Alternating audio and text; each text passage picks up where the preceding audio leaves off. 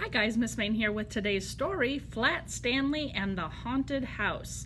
I think a couple of weeks ago, last week, a week before, I read Flat Stanley and the Missing Pumpkins. So now let's see what he's going to do in the haunted house. If you would like to take the quiz number, it's 138975. And the reading level on this is a 2.2. Flat Stanley and the Haunted House. Let's see what's going on with Mr. Stanley. Stanley Lamb Chop lived with his mother, his father, and his little brother Arthur. Stanley was 4 feet tall, 4 feet wide, and about half an inch thick. He had been flat ever since a bulletin board fell on him. Poor flat Stanley. Mostly Stanley liked being flat. He was very good at dodgeball and hide and go seek. Oop, he could dodge that ball because he's so flat. Look, he can almost blend into that chair right there. Will there be limbo at the party? Asked Stanley. He was very good at limbo too. Yes, said Miss Lamb Chop.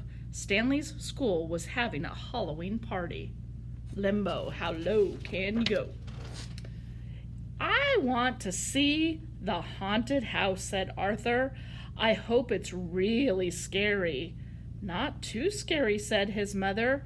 There will be small children at the party. Mrs.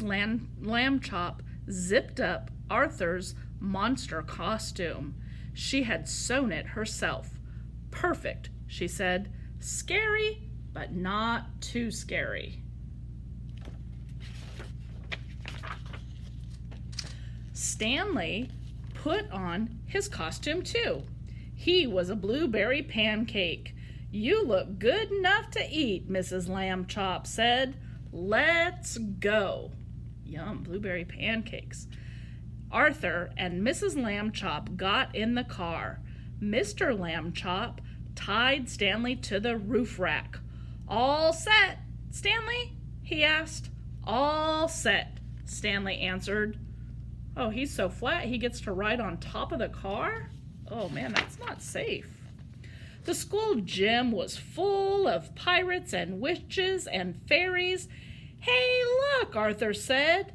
Hay is for horses, Arthur, Mrs. Lamb Chop told him. I know, said Arthur. Look, a horse trotted by. Oh, said Mrs. Lamb Chop. Sorry, dear. Hey, hay is for horses. Well, there's a horse. There's the haunted house, Arthur said to Stanley. They stood in line behind the horse. What a clever costume, the horse's mother said to Stanley. You look flat as a pancake. Ha ha, get it? Because he is flat. At last, their turn came. Come on, said Stanley, and the boys stepped inside. Boo, yelled a ghost. Arthur said the ghost's sneakers looked like Coach Bart's. A werewolf howled. Then it sneezed. Bless you, said the ghost politely to the werewolf.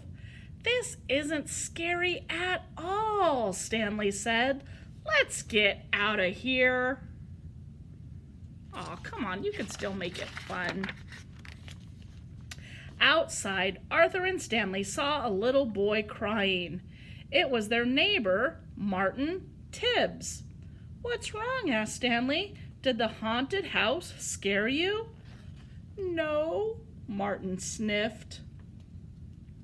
Martin told them that a bully had stolen his giant candy corn.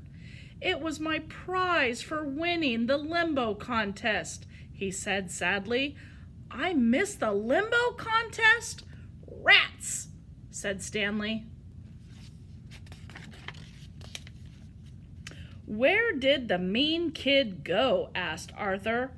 Martin pointed across the gym. An older boy leaned against the wall. Next to him was a giant candy corn. "That is one big candy corn," said Arthur. "That's one big kid," said Stanley. "He is big. He looks kind of mean, too." Stanley looked at Arthur's costume. "I have an idea," he said. "Make room for me, Arthur." Stanley took off his costume and slipped inside Arthur's, and then he whispered in Arthur's ear. "Great plan," Arthur said. "Just don't blink." What are they going to do? Arthur walked over to the big kid. Stanley didn't blink. "Give that candy corn back or else," Arthur demanded. "Or else what?" said the bully. "I'll tell everyone that you're scared of me," said Arthur. The kid stood up tall. He stepped right in front of Arthur and Stanley. Stanley still did not blink.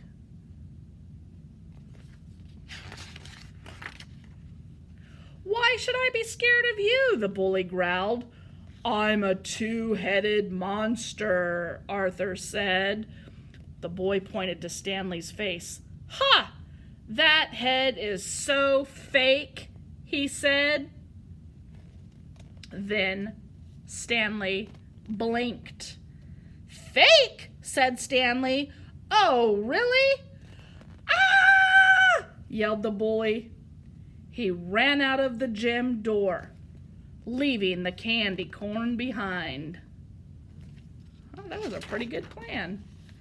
"Yes!" yelled Stanley and Arthur. They jumped up and down inside Arthur's costume.